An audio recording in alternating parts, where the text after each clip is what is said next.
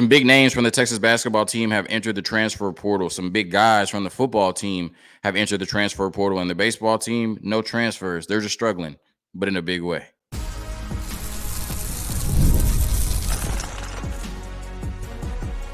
You are Locked On Longhorns, your daily podcast on the Texas Longhorns. Part of the Locked On Podcast Network, your team every day. So that was the debut of my new intro video. I love it. It's hard. I was just dancing the whole little 16 seconds that was. But, shout out to my OG intro video that carried me in my first, 2 years or 26 months on Locked On Longhorns.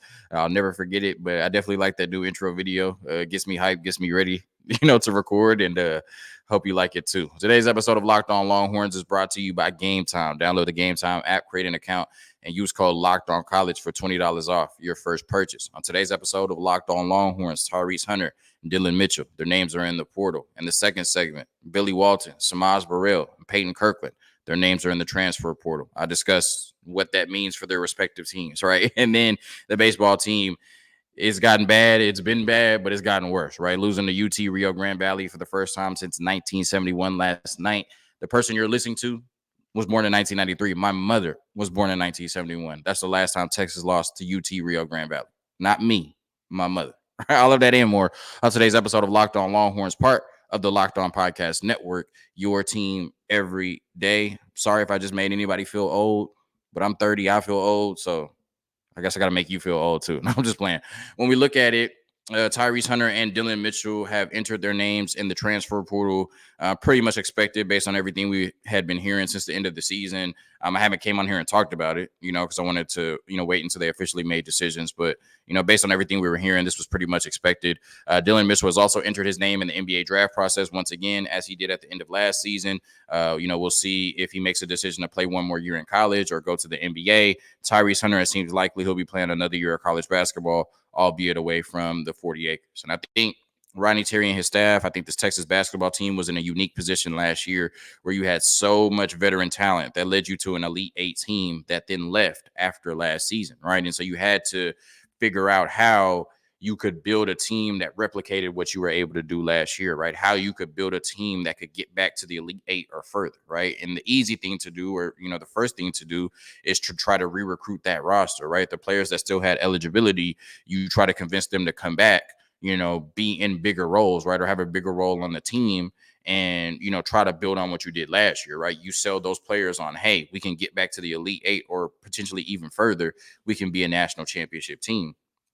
And I believe that the decisions to bring back Dylan Dessou, Tyrese Hunter, and Dillon Mitchell were great decisions at the time that didn't necessarily work out in the long run for two of those three players, right? I think the decision to bring back Dylan Dessou was a great one that worked out for both parties, right? He was first team all Big 12, most improved player in the conference. And although he struggled in those two NCAA tournament games, he was really good for this Texas basketball team. And that stretch of scoring he showed at the end of last season, he made it consistent over the course of a full season this year, or proved that he could be consistently one of the best scorers in the country this year. And it wasn't just a few games in the tournament last season.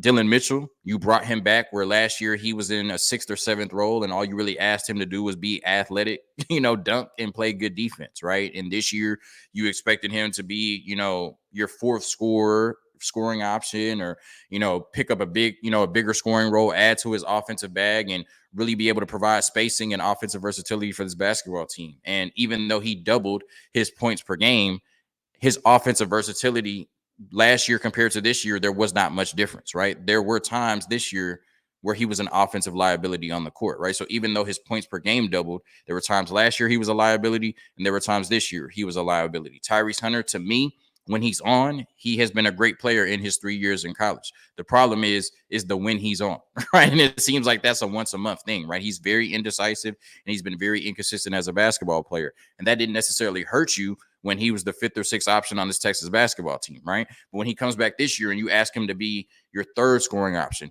be one of the best guards in the country, be one of the best secondary playmakers in the country, and he doesn't necessarily improve that much, if at all, from last year, that's a huge problem for this Texas basketball team. And I think that's what you ran into this season. You needed Tyrese Hunter to be a lot better than he was last year. Frankly, he was not. You needed Dillon Mitchell to be a lot better than he was last year. This season, frankly, He was not. And I think the decision for both of them to enter the transfer portal is best for both sides. Dillon Mitchell, Tyrese Hunter, but also the University of Texas, because you have to bring in guys who are going to play at the highest level when they're on the basketball court, and night in and night out. You did not know what to expect from Dillon Mitchell and Tyrese Hunter for 2 years on this basketball team. Starting with Dillon Mitchell, when you look at it, he made improvements in his statistics from last season because his role increased, right? He went from 17 minutes a game to 29 minutes a game.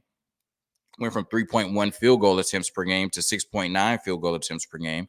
Went from 4.3 points per game to 9.6 points per game. So he doubled his field goal attempts, which makes sense. He doubled his points. And then 3.9 rebounds per game to 7.5 rebounds per game, which is a big jump as well. And a really good jump in terms of rebounding.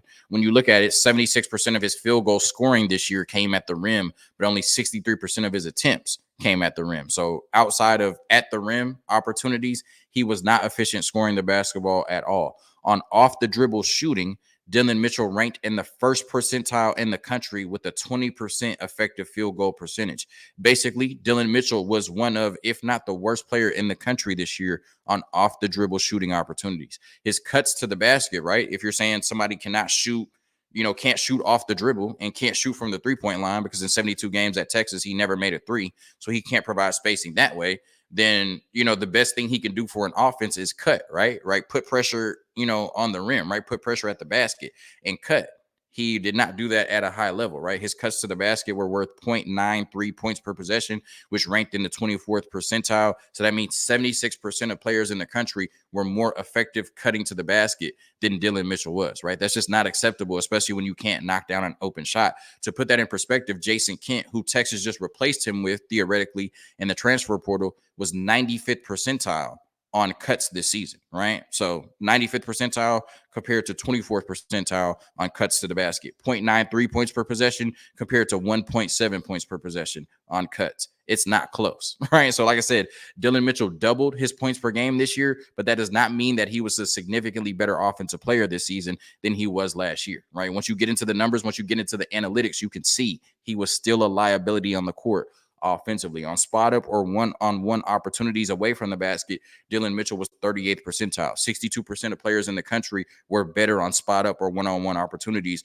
away from the basket. And then once again, did not make a three-pointer in 72 games at the University of Texas. He had no confidence in that jump shot, and he could not provide spacing for anybody at the University of Texas with that jump shot. He was a very athletic player that could dunk or score at the rim. That was about it. And there's a lot of people that have provided lazy analysis and said that because he was the number 5 overall recruit in the country, he was misused at the University of Texas. How would you have liked him to be used?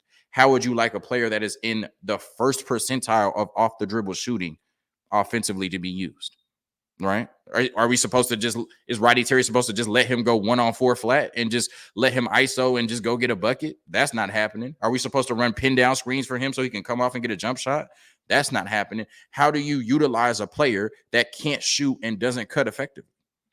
How do you utilize him offensively? The answer is you don't, right? And that's why he's in the transfer portal, and Texas probably will be better because of it. When you look at Tyrese Hunter, once again, to me, right, I think that, his Twitter handle is walking bucket. He can be a walking bucket, but he does not do it consistently enough to be somebody you can rely on or count on, right? When I think of the Tyrese Hunter experience at the University of Texas, I think of the great moments, right? I think of the 26-point game against Gonzaga, which was one of his first games at the University of Texas, right after we stole him from Iowa State. I think of the 21-point game against Baylor this year where he hit the game-winning layup, right? I think about his career high 30-point game against Oklahoma, right, in the last game of the regular season. You think about those moments and you say when Tyrese Hunter was at his best, he was really good for this Texas basketball team. The problem is you saw that once a month, and sometimes you didn't even see it once a month, right? When you look at it, I talked about all of the opportunity that Tyrese Hunter would have this season compared to last season and how he had to step up in a bigger role, right? When you lose players like Arterio Morris, right, even though that was a different circumstance, Marcus Carr, Serge Barry Rice, Timmy Allen, and Christian Bishop, and Tyrese Hunter comes back, you would say, okay, even though you weren't in a huge scoring role for the Texas basketball team last year, you're going to have to be in a bigger scoring role for the Texas basketball team this year, right? Where you went from a 5th or 6th option last year, now you're a 3rd option, right? So you need to be more aggressive, take more shots, and be a bigger part of the offense. Tyrese Hunter did not do that, right? With all of the players we lost, with all of the talent we lost, with Tyrese Hunter supposed to be supposed to take a bigger role on this basketball team. I'm sorry. His shot attempts per game last year, 9.2. His shot attempts per game this year, 9.1. Inconsistency, indecisiveness, right? How do you take less shots in a bigger role the next season? That makes entirely no sense to me, but it kind of just sums up the Tyrese Hunter experience at the University of Texas. His field goal percentage went from 39% last year to 45%. Does he seem like a player that improved his field goal percentage by 6% this year? I was damn near shocked when I read that this morning when I wrote it down in my notes. His free throw shooting dropped 9%. How does free throw shooting drop 9% in a calendar year? On more attempts, he went from an 80% free throw shooter to a 71% free throw shooter. I can't explain that, but it sums up the Tyrese Hunter experience at the University of Texas. His points per game increased by 0.8 points.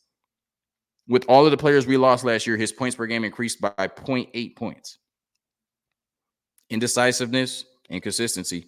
57% of his field goal makes came at the rim, but only 45% of his attempts. He was very inefficient when he took jump shots. He had a 20% turnover rate and averaged 3 a game as our secondary ball handler. Not great. On catch and shoot opportunities, he was 74th percentile. It's definitely decent, but it's above average. That's really good, right? I mean, I wouldn't say it's really good, but it's good, right? Only 26% of players in the country were more efficient on catch and shoot opportunities. You'll take that, even as your third scoring option. You'll take that. But the problem is he was not taking enough of those shots, right? When he did get those opportunities, he would just get the ball, right, instead of taking the shot, right? And that limited the Texas offense severely this year. Off the dribble shooting, he was 24th percentile as a lead guard. That is not good. 76% of the players in the country were more efficient on off the dribble shooting opportunities. And in transition, as athletic as he is, right? We saw how athletic he was getting to the basket in like 2-3 seconds to win the game against Baylor. He was 62nd percentile. So 38% of players in the country were more efficient in transition opportunities than our lead guard and Tyrese Hunter with all the athleticism in the world. That is not good. Inconsistent, right? He had 30 against Oklahoma. The next game, which was his career high, by the way, the next game in the Big 12 tournament, had 3 points against Kansas State and did not make a field goal. From 30, his career high, to 3 the next game with no field goals. Then when he had 21 against Baylor and made that game winner, he scored 5 points against Oklahoma the very next game. Inconsistency, right, and indecisiveness. Tyrese Hunter and Dillon Mitchell provided some of the best memories we've had as Texas basketball fans over the last 2 seasons. But this year, they did not improve their offensive game enough to take this Texas basketball team to the next level. And you can't bring them back another season expecting that they'll do it this year when they were unable to do it last year. Bottom line is, at times, and really most of the time, Tyrese Hunter and Dillon Mitchell were offensive liabilities on the court. And if this Texas basketball team wants to get to another level as a program, it's best that they move on from players that hinder their ability to do that. Best of luck to Dillon Mitchell and Tyrese Hunter, but the Texas basketball program probably will be better with the additions they made and the departures that have left the 40 acres.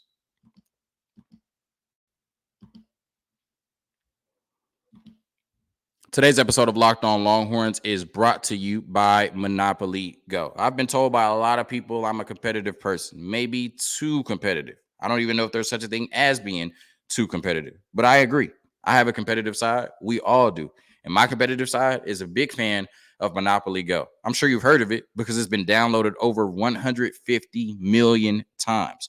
It's a great twist on Monopoly where you play on not one, but hundreds of Monopoly boards in crazy locations, building up amazing cities that bring you big money. But the best part is messing with my friends. I can charge them rent on my iconic properties, just like classic Monopoly. But now I can also rob their vaults of riches for myself. And the leaderboards show me who the biggest Monopoly tycoon is. But it's not just my competitive side that loves it. You can team up with friends and people all around the world in time tournaments to earn huge rewards. So get in the game and join your friends. Download Monopoly Go now, free on the App Store or Google Play.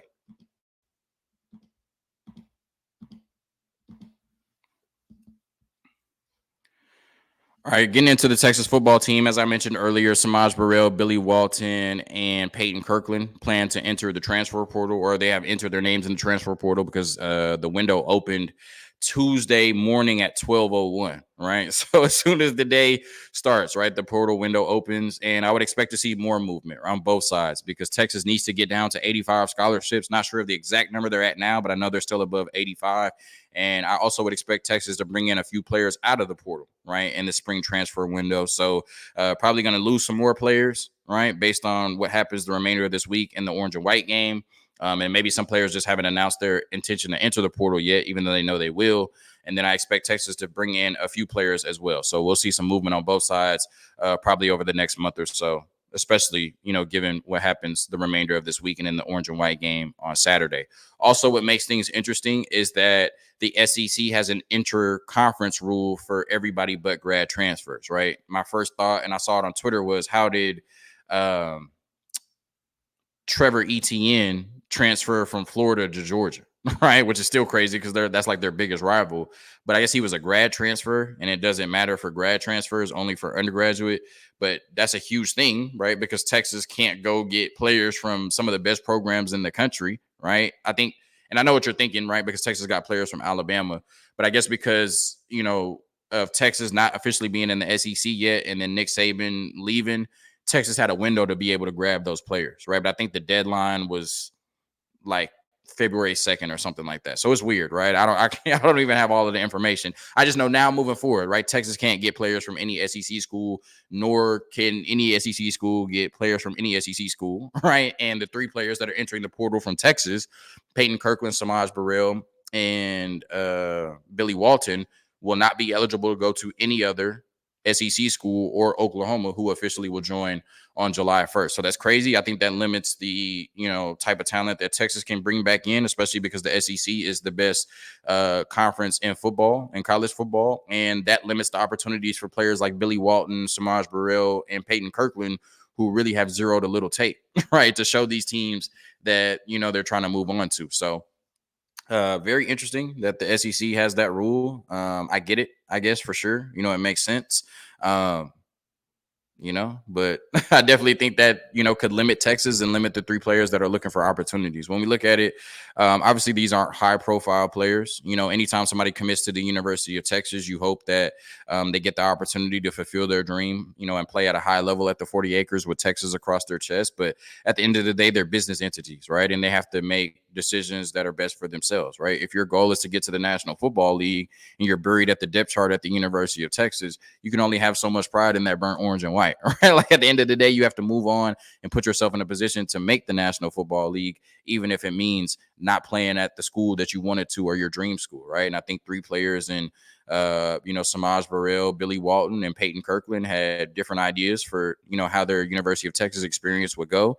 But that doesn't mean that they can't move on and be exceptional players at another location, right? Delayed but not denied for my spiritual people that are listening. So when you look at it, Peyton Kirkland, it's going to be tough for somebody like him who's in the portal with absolutely no college tape, but he's only a year removed from high school. So the high school tape should still carry him definitely in the portal. He plays a premium position at offensive tackle, and he's a huge dude. So no surprise that, the person that committed to the University of Texas without ever visiting the University of Texas is in the portal a year later. But we've recruited the position so well, right? And when you look at it, Kelvin Banks, Cam Williams this year, Trevor Gooseby, Brandon Baker be in the future, just doesn't seem like there's much opportunity right now or even in the next few years for Peyton Kirkland. Makes sense for him to enter the portal. And even though he can't go to an SEC school, which sucks because he's from Florida, like I said, premium position, big guy, 4 years of eligibility, should land on his feet. Samaj Burrell, we understand the situation with him being involved with the DWI, with Savondre Sweat, him being the other driver, in that vehicle, being underage,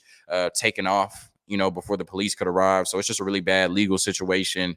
And he's been suspended indefinitely from the Texas football team, which you can read between the lines and, pretty much gather that he'll probably never play a snap for the Texas football team. And that's why he's entered the portal, with no experience at the University of Texas. Obviously, he had really good high school tape, but with no college tape, and you now dealing with this legal situation, not being able to go to any SEC school, I think that can severely limit his opportunities. But all it takes is one school, right? All it takes is one coach. All it takes is one opportunity for Samaj Burrell to prove that he can be a high-level college football player, and I'm still rooting for him, right? He made a bad decision, but that shouldn't dictate who he is, right? It may determine his opportunities right now, but it doesn't have to dictate who he is long-term. And I'm hoping Samaj Burrell can find an opportunity and be a great linebacker somewhere else. In terms of what we have in the room, I think we'll be okay. You know, when you got players like Anthony Hill, Mo Blackwell, and David Bender starting with Leongo Lafau, Darion Gillette, and Ty Anthony Smith behind him, you have really good depth and starters at that position, but I think we'll be okay.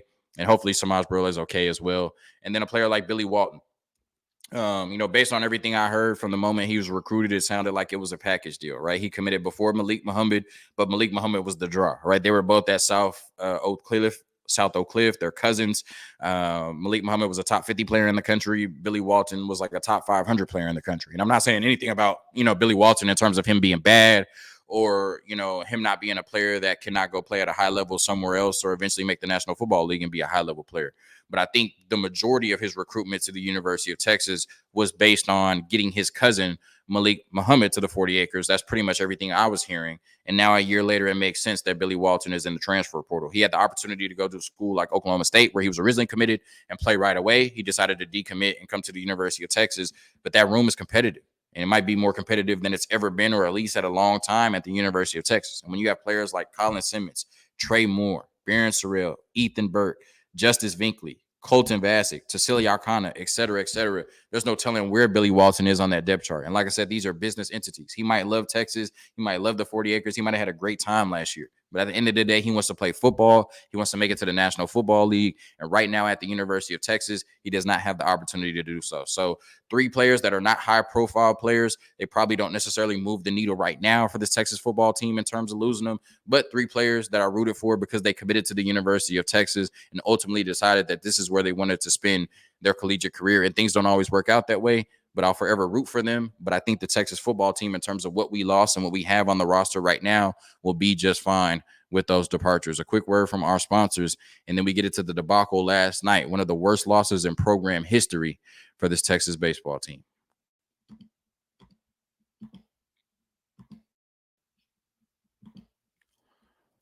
Today's episode of Locked On Longhorns is brought to you by Yahoo Finance. Let's get straight to the point. You want to grow your portfolio to deal with the rising cost of inflation, to pay off your debt or your mortgage, pretty much anything standing in the way of you and financial freedom, right? With Yahoo Finance, you can get access to the news, data, and tools that you need in order to help reach that financial freedom. When it comes to your financial future, you think you've done it all. You've saved, you've researched, you've invested all that you can. Now you need to take those investments to the next level by using what every financial great uses. That's Yahoo Finance. For more than 25 years, Yahoo Finance has been the brand behind every great investor. Whether you're a seasoned investor or are looking for that extra guidance, Yahoo Finance gives you all the tools and data you need in one place. They are the number one finance destination, producing a holistic look at the financial news cycle, including breaking news, original editorial perspectives, analyst ratings, independent research, customizable charts, and so much more. For comprehensive financial news and analysis, visit the brand behind every great investor, yahoofinance.com, the number one financial destination, yahoofinance.com. That is yahoofinance.com.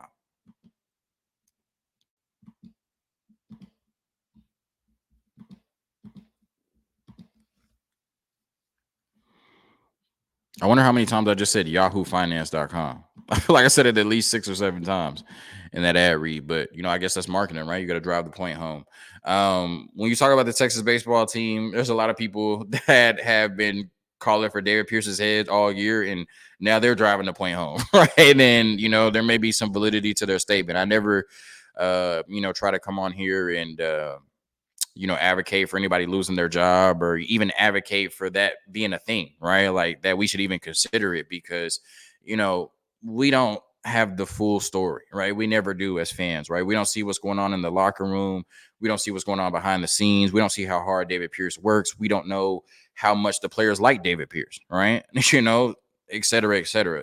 But with that being said, the product on the field is just unacceptable, right? The University of Texas has a certain standard for their athletic programs. The Texas baseball team definitely has a certain standard and pedigree that has to be lived up to every season, right? And when it does not, it's a failure. And you can expect, or you can not expect, but you can accept maybe down years, or years where you're not in the College World Series, or maybe a year where you just get to a regional but you don't have it. But when you're playing the type of baseball that you're playing right now, it's just not a really good look for this Texas baseball program. David Pierce made himself the pitching coach coming into this season. That has been an abject failure. In terms of that position, I can come on here and say that he does not need to be the pitching coach moving forward, right? And I think even he would agree with that, right? Especially after what happened last night, which I'll talk about here in a second. In terms of should he be the coach or the manager of this baseball team moving forward, I would say at the least CDC and staff need to take a closer look at that, right? I'm not going to sit here and say he should be fired. I'm not going to sit here and say that he is not the best person for this program, nor who I can tell you who would be an adequate replacement for David Pierce at this point. But based on what we are seeing on the field, right, the product that we are seeing on the diamond, this is not representative of the Texas baseball program. This is not representative of the University of Texas at all, right? And I think because of that, CDC at least needs to take a look at who we have leading and managing our baseball program into the future. Last night against UT Rio Grande Valley, a team that Texas has not lost to since 1971. Once again, my mother was born in 1971. Not the person you're listening to, but my mother. I'm not sure if they've played every year since 1971, but nonetheless, they had not lost that game in 50 plus years until last night. One of the worst losses in program history. And then it came in one of the most embarrassing, disgusting fashions you can ever imagine.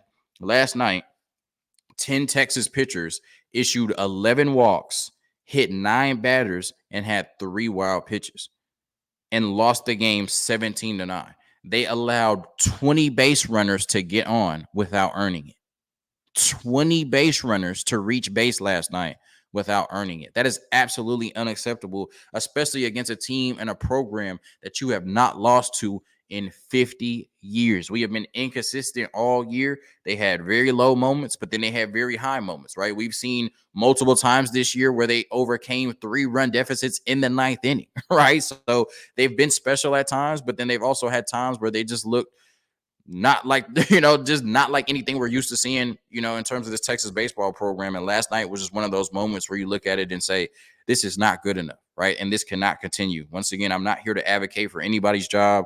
I'm not here to come on here and say David Pierce should not be the coach of the future or that he should be replaced. But what I can come on here and say without a shadow of a doubt is the Texas baseball team is not playing Texas Longhorns baseball. And what you're seeing on that diamond is not indicative of the pedigree, the status, and the expectation we have for our baseball team. And if the people on staff, the people that get paid to uphold the pedigree and the history and the prestige of this program, if the people you are paying to uphold that can't uphold that, then you may need to take a closer look at who you're paying to manage this Texas baseball program. Thank you for tuning in to another episode of Locked On Longhorns, part of the Locked On Podcast Network, your team every day.